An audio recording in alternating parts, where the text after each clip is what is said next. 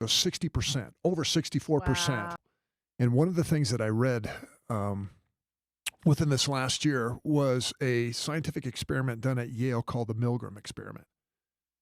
Milgram was a professor that he wanted to look at and study what people do under how obedient people would be. This was done in the 1960s, so post-World War II, predominantly looking at Nazi Germany, why the Nazis did what they did.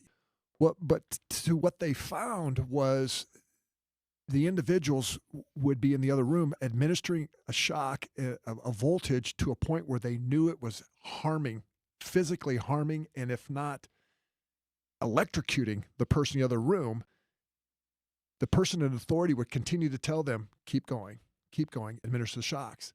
And guess the percentage of people that continued to administer, knowing full well that they did harm to that individual, but they continue to listen to that person of authority. It was 60%, over 64%. Wow. But here's the kicker, and this is what I want to reiterate what Scott had talked about. One of the iterations to this experiment that they did was they had two people that were in that control group.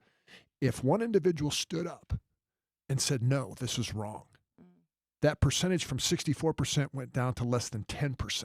Wow.